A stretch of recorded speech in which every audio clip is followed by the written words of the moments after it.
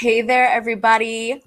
Welcome to my channel, The Magical Solution. My name is Lailani, and this is how we grow. Thank you all so much who are joining me here live in the chat and those who will be watching on the replay. Really excited tonight. We have an amazing author here who wrote several books already, but this one in particular, I just had to get my claws in. And it is entitled Bending the Binary. Now, the author, Deborah Lipp, has been teaching Wicca, magic, and the occult for over 30 years. She has become a witch and high priestess in the 1980s as an initiate of the Gardnerian tradition of Wicca. She's been published in many pagan publications, including New Witch, Llewellyn's Magical Almanac, Pangaea, and Green Egg, and she has lectured on pagan and occult topics on 3 continents. As an active member of the pagan community, Deborah has appeared in various media discussing Wicca, including Coast to Coast AM radio and A&E documentaries, Ancient Mysteries of Witchcraft in America, television shows, talk shows, and the New York Times. Deborah is also a technology systems professional. She lives with her spouse, Melissa, and an assortment of cats in Jersey City, New Jersey. And Deborah reads and teaches tarot, solves and designs puzzles, watches old movies, hand paints furniture, and dabbles in numerous handcrafts. You can reach her on Twitter, Instagram at Deb Lipp Author, and of course on her website, www.deborahlipp.com. So let's get into this discussion about bending the binary. I know you guys had seen that flyer. I know you guys have seen this book floating around the internet. And of course, you will have a link to be able to purchase that book down in the description below. Hopefully you got your hands on it. Hopefully you got a chance to see how amazing this book is. And if you haven't, no worries. We're going to get into it tonight. So let's welcome her. Hey. Hey, thanks for having me. Thank you for saying yes. It's honestly, it's an honor. Like, first of all, getting a chance to kind of chat with you in the pre-chat, I just knew right away there was a vibe. This is going to be fun. We are going to vibe. We are going to have fun. So, talk to us. Where did this idea of bending the binary come? Where did this topic of polarity come from? And why did you want to write about it? Oh, that's the best question because it's so deep. Any of us who are in the occult, we've heard about polarity, right? And sometimes it just gets shoved down our throat.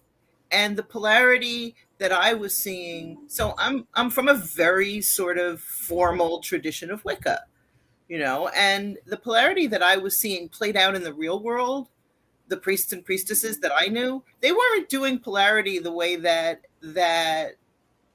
we were expected to, right? You know, you have a very typical partnership, which is a for example, gay man and a straight woman, and they are supposedly generating gender polarity just by standing next to each other. You know what I mean? So, and it's not just Wicca, of course. There's people teach polarity in Wicca. They teach it in, you know, a lot of magical lodge systems like the Golden Dawn and the OTO. It's sort of everywhere in the occult. I mean, it's tarot, you know, it's everywhere. So I started asking, like, well, what is this, and how does it work, and how does it work for queer people and for people who are gender nonconforming, and why is it supposed to work just by standing next to each other? So you know what I mean? So I started exploring it, and I started taking notes, and I started talking with other people, and like I didn't have my arms around it. And then I wrote a book called The Beginner's Guide to the Occult. And when I wrote this book, though this was I'm very proud of this. This is a cute little book. Wait. It's so cute. Look how little and cute it is. And you know, I love that book because, you know, Beginner's Guide to the Occult, there really isn't such a thing. Like, you know, when I learned occultism, it was basically like you had to get all these old 17th century texts and decipher everything. And drown under it, and whatever you glean from it, you're good. there's no beginner's guide to like what is a magical lodge. There's no beginner's guide to any of these things. And so I was very excited to write the book and to make that available as a resource. And I wrote it on commission, right? I was hired to write this book. It's not like, you know, most of the time as an author, they give you a book that you write the book and you send it to the publisher. But this was the opposite. So they said, we want a chapter on alchemy. And I said, oh my God. Like, so as I was researching alchemy, though, I discovered that that's what the roots of polarity magic actually is. Polarity magic actually starts in alchemy. And as I researched alchemy, I was blown away by how queer and inclusive alchemy is. Yeah. Just blown away. And I said, oh, I can write this book. So, I mean, I don't want people to think, oh my God, I can't read Bending the Binary because it's all about alchemy and that's too complicated. I don't want people to think that. Like, there's a little bit of history in the book. Yeah. There's a lot that's practical, but it's super digestible for sure. You definitely broke it down. Also, it's short. See how it is. So I came with, models. But yeah, alchemy, hermetics, the natural laws, the laws of the 7 laws of the universe, hermetic laws, it's all in there. These are ancient concepts, and they're scientific concepts, and they're social concepts, and they just permeate through all the levels of existence, right? But the definition kind of changes as it moves through these levels. So, in your research, how did you define polarity, and what did you find in your research for that? So, polarity is an exchange of two things that are in opposition in their energies that seek towards or repel each other. Keyword energies. There's two energies or states of being. Mm-hmm. It's not that they're opposites. Not all opposites are polarity. Think about a battery, right? You've got a battery, and on one end you've got the electrons, and on one end you've got the protons, and the electrons are lighter, so they move faster. So like repulses like, and opposites attract. So electrons don't want to be with the other electrons. They want to be with the protons. So they rush towards the proton. And as soon as they get there, they're neutralized. Now you just stick something in the middle, like, your toothbrush or your vibrator, or you just put something in the middle, and then it picks up the energy of the electrons rushing towards the protons. That's how polarity energy works in a battery or in electricity, right? And basically it works the same way magically. The desire of these two poles to move towards each other, or the way that they need to connect to each other, creates energy. And then that energy is neutralized. It's sort of fulfilled and sort of flattened out once they come together. Right? So it's these are core forces of the universe. Right. Now, philosophical systems are then built around this, like dualism, right? So dualism says that everything is a polarity. And moral dualism is a subset of that and says not only is everything a polarity, but one side is good and one side is bad. Mm-hmm. But what I want to be clear about is that first of all, in the origins of the philosophy of polarity, gender is just a label. Like, while we're labeling things, we're saying, there's night and there's day, and there's electrons and there's protons, although obviously, like, Plato didn't know about electrons and protons, but like there's night and there's day, there's passive and there's active, there's self and other, which is like the beginning of our understanding of what polarity is. Right. Self and other is the core spiritual experience of polarity. Right. But gender just gets thrown in there while we're dividing everything else up. It's not originally like the polarity. Right. It comes way after. Years later. Yeah, way after. Right. So that energy is kind of how we do magic, right? Like when we use polarity energy in magic, what we do is we just figure out what the poles are, and we do something ritually to keep, either to continue to reinforce the energy. I talk about either contrast or I can't even think of the word, but like suppressing it. Right. So with contrast, you just do the whole ritual going back and forth, back and forth, back and forth. Okay. Right. With the polarity energy. So by the time you're ready to use your magic, it's like been building. You're all pumped up. Yeah. Yep. Yeah. But the other way you do it is by keeping the sublimation. That was the other word. Keeping them apart as long as possible, as far as possible. And then when you bring them together, like boom, it's like an explosion. Yeah. Yep. And a perfect example of that is like a wedding. Like the bride and groom, or the bride and the bride, or whoever it is, they don't see each other the night before. They're kept apart. And I love that analogy. Right? So the energies of these two people are kept apart for as long as possible, so that when they finally come together, it's this huge, like energetic, beautiful, magical release. Yeah. And that's the ceremony itself. You wait until the actual spiritual moment. So that's like an example of sublimation. And but those energies, they can be anything. So I mean, they can't be anything. I should take that back.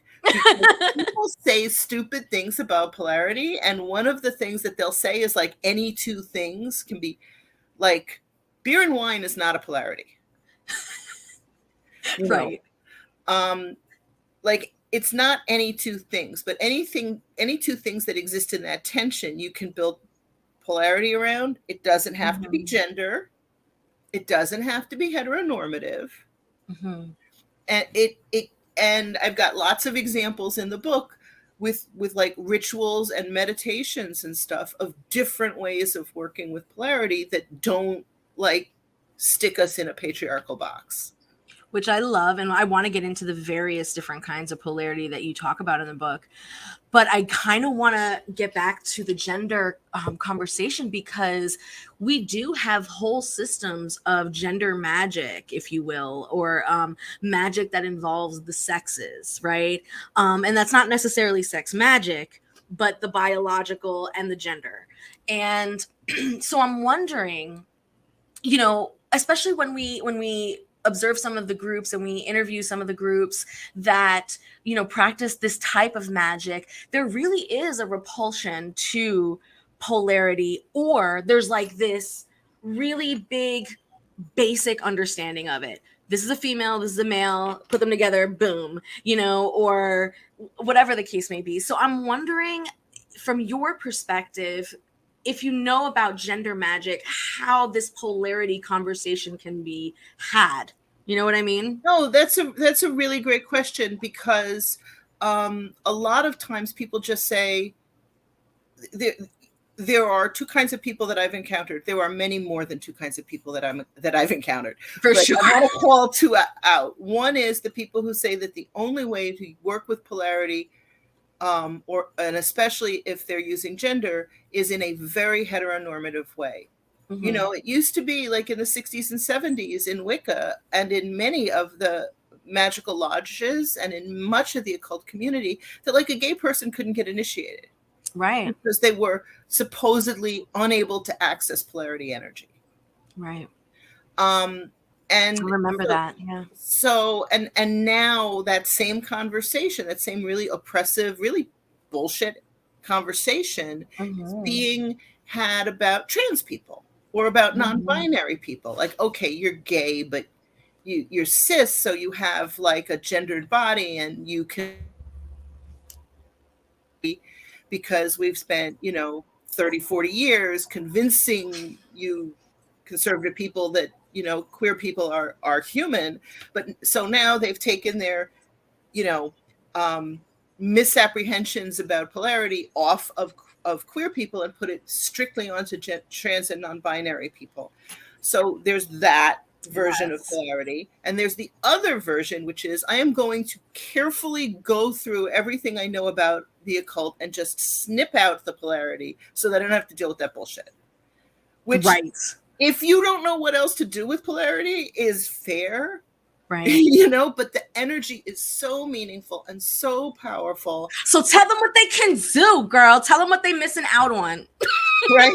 I wrote the book because I'm like, there's a baby in that bathwater and I don't want to throw it out. Right. Right? And it's like the core energy of the universe. So what polarity is matter and energy, right? It's the Big Bang. It's how creation happens, right?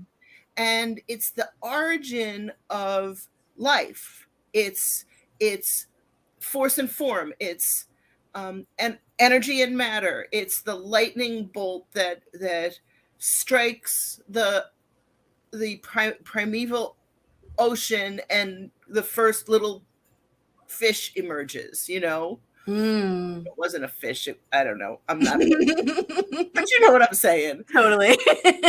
So when we're talking about polarity magic, and so now I want to kind of get into your various different kinds. Are we talking about the in between, the spectrum that occurs between the two, extremes, or are we talking just about the extremes, those two definitive parts? Both, because honestly, like, so you've got a globe, right? Do I have a round thing I can hold up and pretend is a globe? I don't see anything. Like, is there a cat toy around here somewhere? No. Okay, but like I can use my mouse. Okay, so we're going to pretend this is a globe. So you've got a North Pole and you've got a South Pole. Right. Doesn't the fact that they exist imply necessarily that there's a whole world in between and that there's an equator? So yes. any of that has energy. Now, you can, so like the rituals that I offer in the book, they're examples. Okay. There's, I am sure, an infinite number of ways of exploring ritually, magically, spiritually, meditatively, of exploring polarity. I give, like, I don't know, 15 or so different ritual experiences that should really help. Yeah. And some of them work only with the extremes, and some of them, the whole point is to figure out what's in the middle. What is it? Right. What is in the middle, right? Between this polarity and that polarity. And we've seen on a subatomic level that it's mostly just empty space, but is it really? You know what I mean? Where do you fit? So like in black and white, right? There's an infinite shades of gray. Infinite. So where are you in that space, and what can you do with knowing that? And also, every polarity implies the existence of a third that is created when they come together. Yes. Right? Like a trinity, like a holy trinity. Right. There's always a trinity. There's always a trinity. So it could be, it could be sperm and ovum create baby, right? That's a trinity. But it could be a liminal state, right? Like standing in the sun and you get a shadow. Right. Day and night have twilight. Or no, the shadow is a great example. Or what's created between day and night. What do they create? What do they add? I have a whole chapter where we talk about, like, what are the different third things that can exist. A liminal state, a mediating state, like salt in alchemy. Yes. Right? Sulfur and mercury are the core alchemical polarity in the lab. So then Paracelsus comes along in 13th century. I could be off by 100 or more years, but in there, and he was in there somewhere, and he's introduces the tripartite theory of alchemy. Right now, we're going to add salt, and it's going to mediate the space. So one of the things that a third can be in polarity is a mediating space. One of the things that it can be is a product of creation. One of the things it can be is a liminal space. There's maybe I come up with a half a dozen different ways that a third can exist. Yeah. And That's really powerful for all of us. I think it's very powerful for people who don't understand, who have lived their lives being told they have to fit into a binary and don't. Mm-hmm. But even for people who are comfortable with the binary, figuring out where polarity is going, it's not just day and night. What else is there? Mm-hmm. What's that? I find it interesting because, when we talk about this energy, we're talking about it as if it can't stay still, as if it's this constant movement. Yeah. And when we're looking at this constant movement, when we're also discussing this, we're discussing an interaction that is pretty volatile when you think about it. It's an attraction, but when the attraction actually meets where it wants to meet, it's a volatile response. Whether it's good or bad, that's not the point. It's just a response that's very big and epic. So, or like you were mentioning before, it neutralizes itself, right? So that makes me wonder, this idea of the third and this idea of movement and just this constant going of back and forth and experiencing the spectrum in between. I mean, honestly, that actually sounds super queer. Like it really sounds like it's a constant state of reinvention, of reinterpretation, of just all of it, just going through the thing. Right. Well, it's completely queer, even when you talk about gender, because the inherent magical state of polarity is that everything contains its full wholeness. Yes. Everything and the exterior just is what's happening at that given moment. You're enacting, you're dramatizing the polarity look, we can do polarity in a gender normative way if we want to.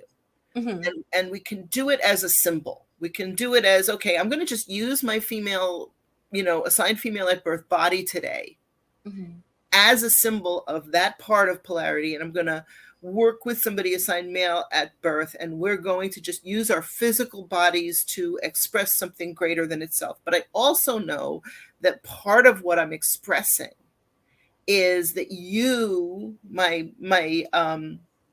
AMAB partner, are going to be pulling my maleness out of me and energizing it, and I'm going to be pulling your femaleness out of you and energizing it. Facts. There's lots of ways that people can be inclusive and still work with gender. But I also want to say that not everybody is going to be comfortable with that, and that's fine, because there's lots of other ways of working with polarity. So when you're working with polarity too, let's throw like an example out. Let's say I wanted to work with polarity in like a healing manner, right? Let's say a person, and we were talking about how at the end of the day, though, at its very core, we have a wholeness. Like we know what we are. Soul exists in all. So, with that said, I'm going to try and say this because I don't want to confuse myself or anyone else. But if a person is trying to not separate their poles, but like come out of that wholeness for just a moment to sort of see that binary, or to sort of see that the spectrum of extremes that one person has, in order to really understand that wholeness again, is that possible? Like, is that a way in which you can use polarity in the form of healing? Sure. Do you get what I'm saying? Yeah. I mean, like there's like 3 questions in there, and that's really fun, right? Like, well, one thing is, like, you can use polarity to energize any ritual the same way you use, drumming or dance, right? Like, okay. In other words, you're doing something in magic or spiritually or whatever, and you want to energize it. So we know that there's lots of techniques for building energy. Right. So let's just postulate that polarity is a particularly cool one of those many techniques. It's not the only one, a lot of people, that's why they're able to say, oh, I'm uncomfortable with this whole polarity, gender normativity thing, so I'm not going to work with that energy. There are other energies. Right. You do you, right? Totally. But so you can do it towards healing, you can do it towards, politics, you can do it towards getting a job, you can do whatever, like just like you can leverage like any other kind of power raising, right? So but this is more of a tool, not necessarily a magical system, but a tool of a magical system. Right. It's a tool that can be used in whatever your magical system is, just like, for instance, dance. Mm-hmm. Dance as an energy source probably exists in hundreds of magical systems, right? But here's the thing, you can't escape polarity, though. No, that's the problem, because even with dance, there's movement and there's stillness. There's right. And you have to dance in between that. Right. So and one thing like that, like one ritual exercise I have in the book is like, okay, let's talk about the active and passive polarity. Let's talk about it. We're all active and passive all the time, right? You can't, you can't, if you're active all the time, and polarities always need each other, right? That's part of it. Always. They're connected in some way. All the time, you burn out. If you're passive all the time, you're a couch potato. So you need to be neither of those things exclusively. You need to, but yet be both. Be both. And when your active starts to overtake your life, you need to find a source of passivity. And when your passive starts to overtake your life, you need to find a source of activity. You need to be able to move between those poles. Otherwise, you ruin your life, right? The art of polarity is a practice in balance, homeostasis, harmony, being centered. So here's like a ritual exercise. So you do this ritual with a partner, and one of you chooses, you decide in advance, one of you is going to be passive and one of you is going to be active. And I'm passive and I can't do anything until you, the active partner, initiate it. So I'm going to sit there waiting to, say, consecrate my mouse. And I'm just going to sit there holding the mouse until active partner comes over and says, we will now consecrate the mouse. And here is, the salt water with which we will consecrate the mouse. And then I can go, okay, thanks. And I can consecrate it. And then I have to wait for you to say, okay, now we're going to consecrate the next thing, right? Yeah. And so I have to be in the experience of passivity. And you have to be in the experience of activity. And we have to keep it apart until we come together to do each ritual act. That's not, now we do that all the time when we're doing all the time. We don't express it. And so the exercise in the book is act it out very consciously, very exaggeratedly, and find what that feels like. Yes. What that experience is, what it brings out in you, what it brings out in your partner, and there's no, by the way, it doesn't matter if anybody has any particular body parts in that. Right. Now, I remember back in my cute little early witchling days, when we used to practice the passive and active energy flow between the hands, right? The dominant hand versus the non-dominant hand. And you would kind of play that push and pull game. Right. Or, when you're taking a meditation class and they tell you to focus on the breathing, the in being, the inhalation, the passive, the exhale being the active. Receiving is a powerful polarity. And then that moment of holding your breath, that moment where it's still, where there's no exhale or inhale happening at all. It's like, what is happening there? And that's that meditative state that we all strive to kind of be in. So it's just it's happening all the time. And it's just a matter, your book really brings awareness and mindfulness to the things that we do all the time. And in addition, gives you some fun exercises to be very discerning about what these energies feel like, which is dope. And the thing is that people have gotten so hung up on gender, but gender, the way we talk about it now, the way that gender is being used to express every polarity in ritual, as far as my research, and I mean, there's an infinite amount of research you could do. So I could be wrong, but as far as I have been able to discern, this was introduced into occultism by Dion Fortune. Okay. Like before that, it really like Western Wiccan, like occultism. Western occultism, Okay. Western occultism in general, because what you have, if you look at the history of occultism, what you have is the Golden Dawn, as this, which lasted a total of 12, 15 years, but which was enormously influenced because every heavy hitter in the occult was a member of the Golden Dawn or one of its immediate offshoots. Right. And including Aleister Crowley, Dion Fortune, of course, the Matherses, Waite, Arthur Edward Waite, and Pamela Coleman Smith. So all of these people who were enormously influential on Wicca, on high magic, on chaos magic, on every form of magic that is common in the West right now, all of them had a direct or indirect connection to the Golden Dawn. And that organization is really where people started saying that the polarity energy should be expressed by people with particular bodies, like that the women should take these particular roles and the men should take these particular roles. And it was in fact a breakthrough at the time, because before that, women weren't allowed to be involved in magic at all. Like the lodges were very male. Yeah. So that's what happens, though, is like all of these breakthroughs. Then you look back like 50 years later and go, okay, but it was oppressive. It was just a more advanced form of oppressive. Like, yay for you taking a step forward, but like shitty. But then it was just taking 10 steps back. Yeah. So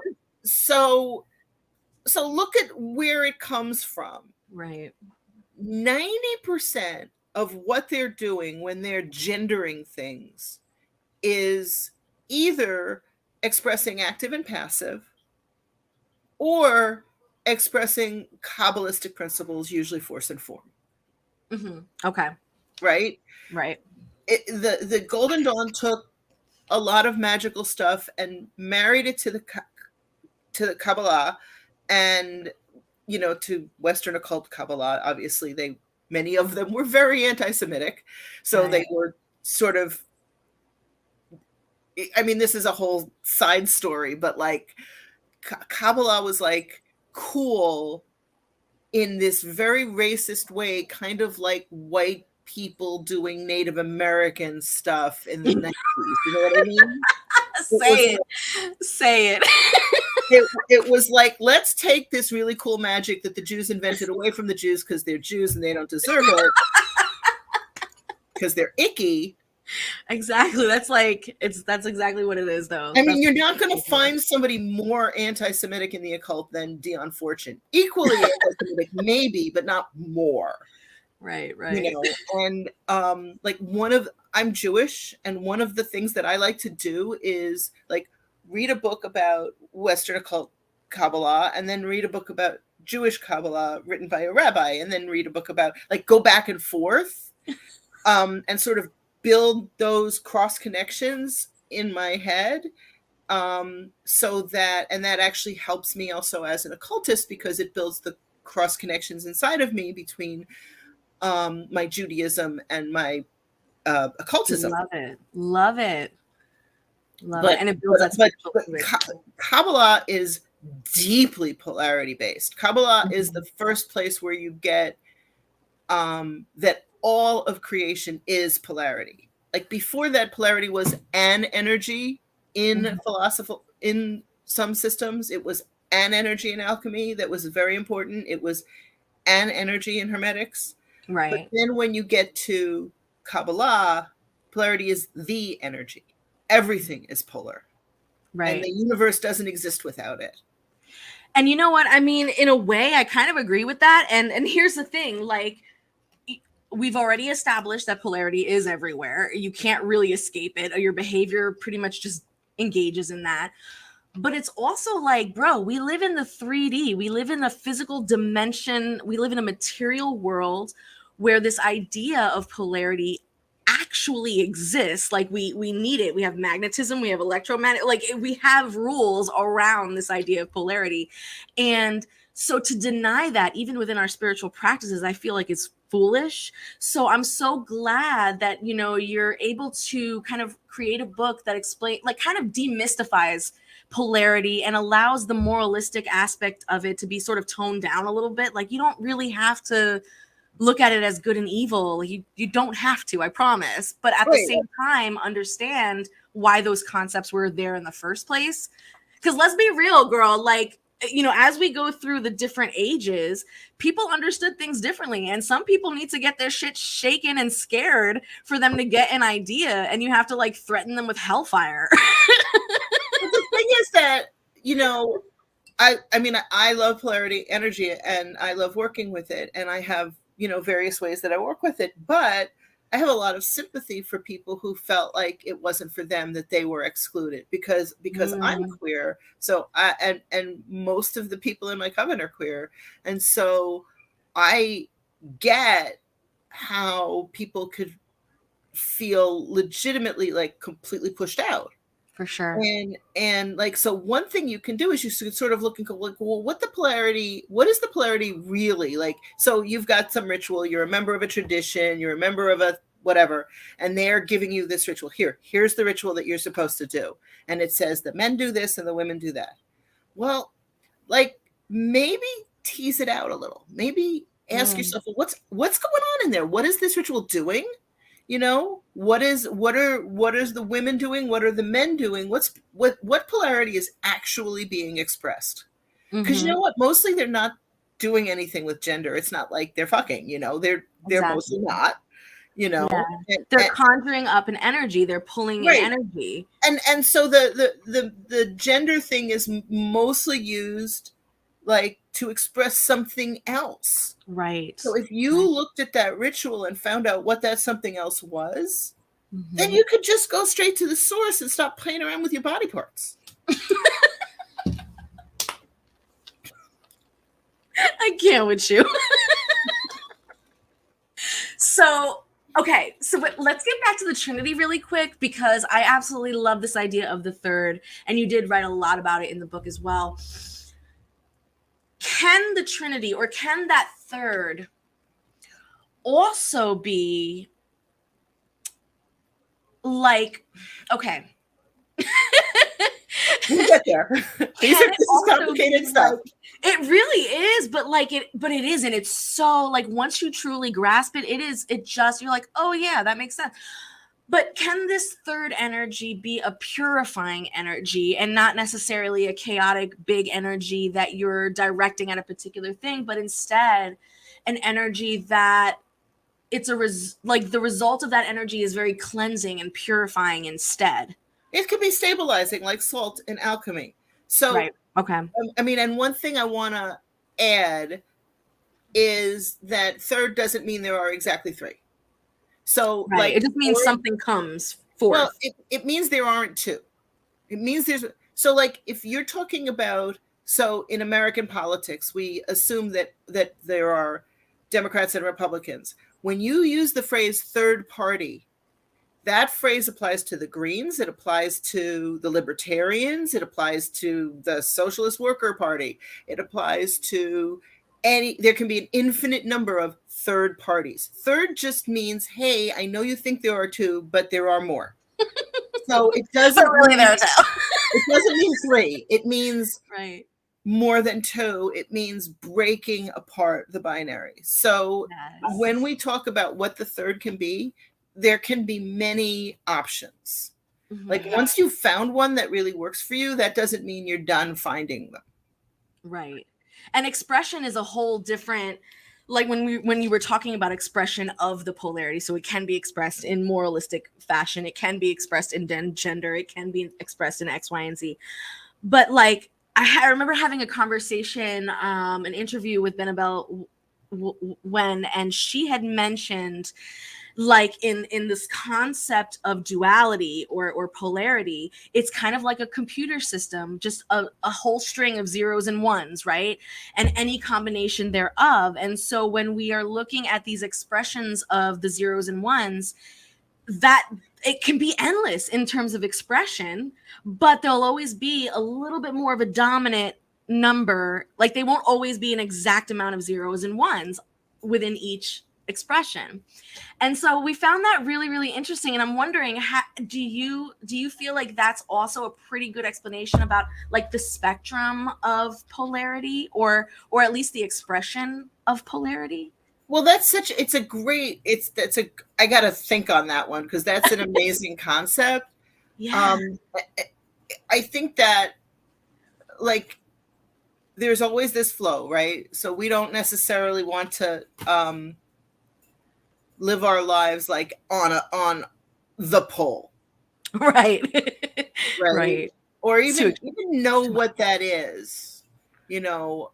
But we do move through the spectrum, and so living with polarity is sort of I think very expressive of what you just said, of that yeah. constant like creating unique identity out of like we're That's all the thing. incredibly unique. I'm a unique mix of the expression of my gender and my culture and my ethnicity and my age and my sexuality. I'm unique, right?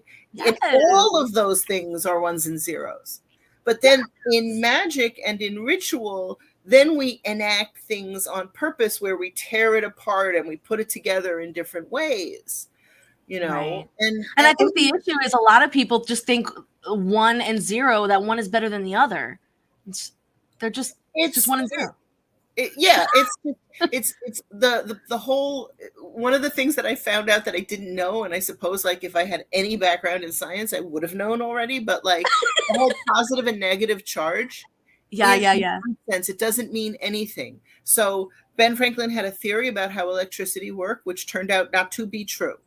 And he introduced these labels of positive and negative, but it doesn't mean anything. It could be type A and type B. It means nothing. There's no positivity and negativity in electrons and protons. There just isn't. They're just two different kinds of charges. And like one of the things that I do is when I tease out like several major polarities in the book, and there's dozens more, but I feel like I got to a set of polarities where you can then take all your other polarities and kind of slot them in as subsets of those. That was sort of helpful. Yeah. Right. Like self and other is one of the major ones, and dominance and submission is one of the major ones. And like, I felt like we could get there, but I talk about, you know, gods that express this polarity, and I do ritual that expresses this polarity, and magical tools, so on and so on and so on. But I also talk about how it plays out socially among people. And Talk about it. like think about like being female. Yeah. Right? Like I'm a cis woman. Like, and I'm a femme woman. So on the difficulty rating of gender, I'm at a 0. Like I get the XP, right? Like it's easy to be a cis femme woman compared to like my spouse who is a butch, who is gender nonconforming. Like that's harder. Right. But as somebody who embraces my feminine identity, I'm hyper aware of all of the ways that society is telling me that I'm not femme enough. Right. And so are you. You are aware also because you know, I see you expressing some femininity like just in your appearance, so I know that those thoughts have been in your head like at some moment in your life. Like because every woman I know has been told or has believed at some moment in her life that she had some quality about her that prevented her from being truly feminine. Yep. And it's usually the quality of you're too much, you're too loud, you're too good, you're too smart, you're too this. You talk too much, you're Too chatty. Yep. You're too fat. I mean, at some point I figured out that like Jewish women are never going to be at the top of the femininity scale. Like I lack just my ethnicity is not peak femininity, so there's nothing I can do about that. but I am you know, so the way that polarity expresses itself for me, and like politically, like one of the things I say, the difference between being feminine and being femme is that I'm femme because I say so. You know, that is my my gender identity, and it's not something that society tells me I have to be, that I have to struggle to work for. You know, we are handed gender role definitions that are always aspirational and are always meant to make us feel inadequate, so that we always struggle for them. It's how the patriarchy stays in place. Facts. Right? Facts. Keeps us on the hamster wheel. Right? Yeah. So that unique combination of gender that is me, I get to say, well, that's my version of femme. Nice. And my spouse gets to say that her version of masculinity is, in her cis female body, is masculine because she says so, because that is her choice and that is her expression and that is her gender. So that's a unique combination. So our gender polarity is butch femme. It's butch femme. It's two cis women, but we express a gender polarity that is uniquely our own. Love it. And how do you empower people using polarity magic? So you explained it with you and your relationship, and I'm sorry, not gender magic, polarity magic, or the tool of polarity. How can we empower non-binary, our queer LGBTQ community, even our communities of color and indigeneity? How can we use polarity to empower those sort of disenfranchised groups, and help them to be more discerning, or help them to be more balanced in this world? Because it's like everything's against, you know what I mean? Yeah. So we can utilize any tool we could get. Right. Socially, you start with the social aspect, which is to make sure that everybody understands that they're included. Yes. By virtue of being embodied, you are expressing a variety of polarities at all time, and you have access to them and you have a right to them. And if somebody tells you that you don't belong in the occult because you're blah blah blah blah blah, blah, fuck them. Fuck them. They're wrong. They're probably not lying to you. They probably really believe what they're saying, but they're wrong. They have no historical, magical, or indeed reasonable basis for that. So that's the first place that you can be empowered, is to know that this magic and this energy belongs to you as your birthright, and don't let anybody tell you otherwise.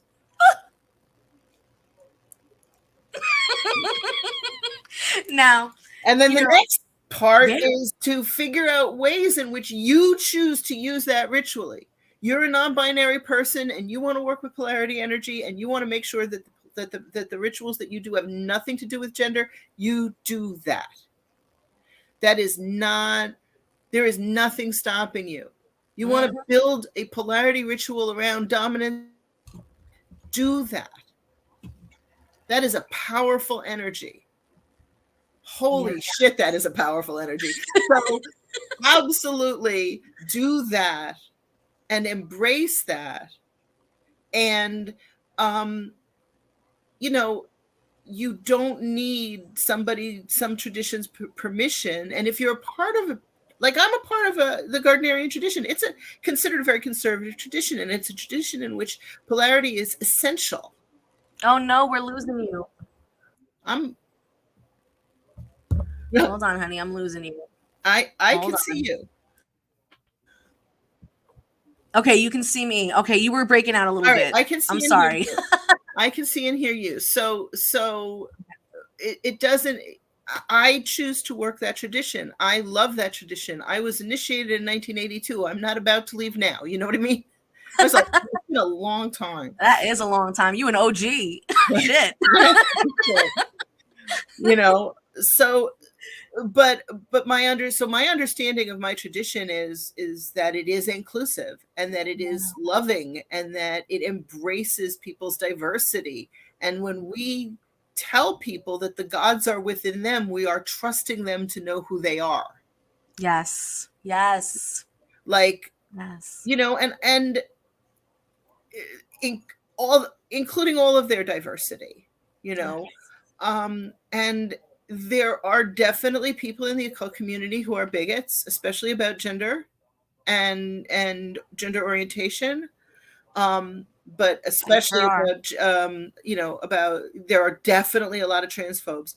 But that doesn't. There is nothing in the tradition that tells, in my tradition or in most of the traditions that I have explored, that tell you have to be transphobic or that you have to be binary.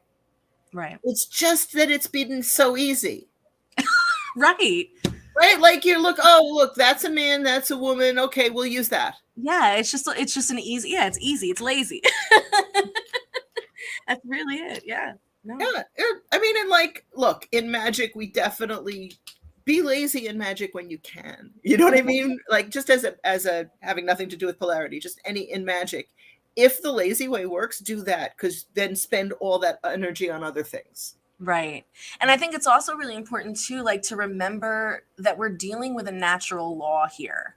Right. And so like I'm always telling people when they're doing their magic, like you try and remove as many obstacles as you possibly can, right? Because magic needs least resistance. Magic needs to do the thing and doesn't need shit in the way. So Right. if you know these natural laws, why not play within that framework? Because we know that that's how the universe works, you know? Right. So if like being lazy about gender and assigning it based on bodies works for you and you're comfortable with it, you know, you can do that. The problem is it doesn't work for as many people as we used to think it did. Number one. Number two is so like suppose, and I think I give this example in the book, but suppose you're in a coven where like everybody is cisgendered, everybody is expressing their gender in like a relatively gender normative way. And so you decide to work with gender normativity as a polarity.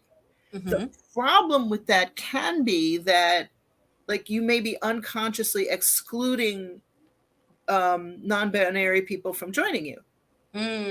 Like if you're a closed coven, there are 6 of us, that's it, we don't want 7, right? Fine, do that. But if you are open to new members, for example, when you commit to a form that can be exclusive of somebody, you may subconsciously be keeping them out. So it's really important to look at if you are like, if you're straight, if you're cis, if you're gender normative, it's really important to look at ways in which you may be unconsciously creating bias in your magic and consciously choose not to do that. And that's interesting that you brought that up, because the tool and the art of polarity is not exclusive. It's not. No. It's very inclusive, and it's very like it's all and then it's nothing and it's everything in between, and it's yes and it's no. It's everything, right? So if that's the case, you know, for when you're just like you said, when you're thinking up these frameworks, really be conscientious of whether or not you're being exclusive, because right off the bat you're breaking the law of polarity. You're not doing it right. Right. Absolutely. And like we create barriers that we don't have to create. Right. You know, and we create rules that we don't have to create. And like rules happen so fast. So fast, bro. It's crazy. Like I have a daughter coven, and they had a training group. You know, so they had a bunch of pagans who were studying to become initiates, and they were doing a ritual, and they invited me, you know, blah, blah, blah, blah. I think it was actually granddaughter coven, right? So they've been around for a while, right? And oh, we're going to invite, you know, Deborah, and she's like, you know, they all thought I was important and stuff because I was there. I'm like, kind of a big deal. You know, because I was, you know, their upline and stuff. So. No, I love it. I say it all the time with my husband. Babe, I'm kind of a big deal. No, I'm very important. I'm very important. My spouse refers to herself as Mr. Deborah Lipp. I love it. So I come in there like, this is the traditional way that we do things. This is the traditional da da da da. I'm like, dude, I wrote that. That was me, you guys. It's not a tradition. It's not ancient. I wrote that in 1998. It is not ancient. Right. But it's so quick to make exactly how it happens. If somebody turns to you and says, well, you can't do blah, blah, blah, blah, because it's traditional. It's probably been traditional for 30 years. Max. Oh my God, this time is flying by so fast. We have 5 minutes left. Jesus. So listen, let me ask you, what are you up to these days? Where can people find you? Are you teaching any classes? Are you going to show up on any other podcasts? Like, what's going on in the life? I'm going to be on a million podcasts. And actually, I've recorded several podcasts that aren't live in the past several weeks. So nice. I'm announcing them as they come out, like Witch Lit just dropped. And I can't remember the name of the podcast, but the one that Enfys Book does, that hasn't dropped yet. So or it did. I'm putting it all on my blog. So go to DeborahLipp.com, and there it is. And I'm always posting it on Instagram, Deb Lipp Author. I still use Twitter. I'm sorry about that, but also Deb Lipp Author. And there's 2 P's. You're gonna post it, and I'll be in. So Bending the Binary has been out for just a few months. And then The Way of 4, the new edition, brand new, fully revised, just came out. And see, I don't have that to show you, but there's a picture on my website. And what's going to be coming out in like September or October is a brand new, fully revised Magic of the Elements. Nice. Magic of the Elements is my favorite subject. Old book with a new title, fully revised, fully updated. Sweet. And it's coming out with Cross Crow Books, and I will be in Chicago in September or probably in October. In October, actually, because September is trash. I can't. Like, they're like, oh, what about this weekend? What about this weekend? What about this weekend? Every one of those is bad. So it'll be October, but we're going to do a book launch of some kind at Cross Crow Books, and so pay attention to Cross Crow Publishing. They will be, and they will do with the Magic of the Elements what they did with The Way of 4, which is a limited edition, signed, high quality, beautiful, signed numbered hardcover. Yes. As well as the trade paperback. There might even be a few left of The Way of 4. Okay. It was a total of 125 of that hardcover. And wow. Yeah, you guys need to get your hands on it. And then we're going to do the same thing with the Magic of the Elements. And, limited edition hardcover, signed, numbered, and then, of course, a mass market trade paperback that everybody can have at a lower price. So, but I mean, I think they did such a beautiful job with this. I saw it on your website. It's like gorgeous. It looks so like ancient. Yeah. And it's got like the little ribbon bookmark in it and stuff. It's beautiful. It's beautiful stuff. And the Cross Crow is a publisher that they're a new young publisher, and they love books. Like they don't just love, the information that's in books. They love the quality and so they make beautiful books. That's delightful. That is delightful. So I mean, there's 90% of the appeal of books is the sensory. It's just the whole thing. Yeah. I love the physical quality of a book. Like, yeah. And I actually didn't know there was such a market for hardcovers. I was like, definitely. Okay, people like those fancy libraries for sure. I like my soft paperbacks because I like to carry them around and they weigh less. But people love hardcovers. They are very passionate about them. So that will be available. I love it, you guys. Oh my gosh. So last question for you. Last question. Do you have any last words for the audience? For anyone who is struggling with this idea of polarity or struggling with the idea of just their own polarity stuff within them? And I mean, of course, you've written these other amazing books, and I really do hope that people go to this website, pick up these books, please, please, please. But in terms of the bending the binary, are there any last words you'd like to give to our audience? Trust yourself. Like, if you've been told that polarity isn't going to work for you, you've been misled.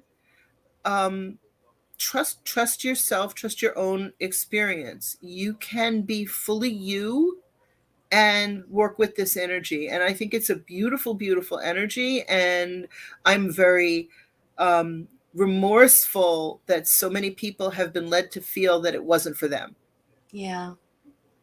Seriously. So grab it. Grab that energy and have fun with it. And grab that book and have fun with it. Bending the binary. Also, my Pink Floyd cover. This was my dude. I was gonna say that. This was my idea. I'm so, like, normally publishers just send you, how do you like this illustration? I said, what if we took a pentagram and did like Dark Side of the Moon on it? Yes. Oh my, it was brilliant. Best cover ever. Deborah, thank you so much for tonight, for being on the show. I want to thank everyone who showed up live tonight and all those who are going to be watching on the replay. Make sure you like, comment, share, and subscribe. And most importantly, remember, this is how we grow, you guys. Have a good night. Enjoy your Sunday.